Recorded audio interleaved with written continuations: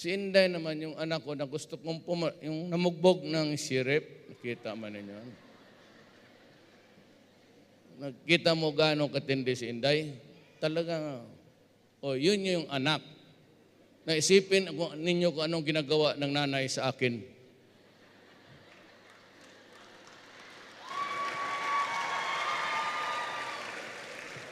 Well, anyway, whatever it is, whatever God holds for me in the future, if it's a destiny really, hindi ka man you cannot escape from your destiny. I hope that kung ako man ang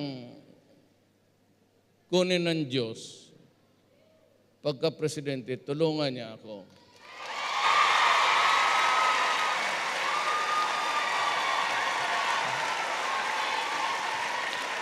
Kasi without God helping me, I cannot do nothing. Wala talaga. Because, just 2 minutes.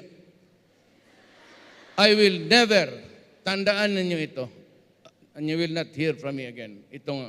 I will never, never, never run for president and win and sit there for 6 years.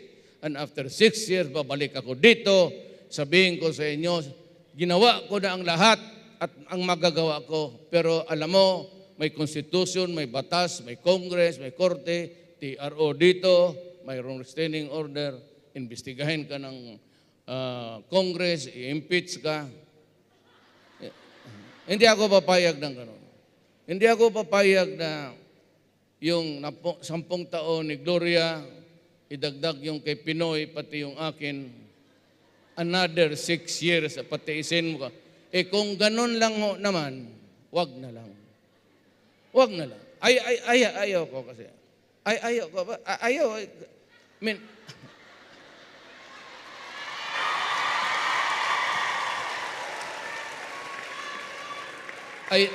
I have enough accolades to last me a lifetime. Isipin ko na mayor ako, gobernador, presidente, pareho lang eh.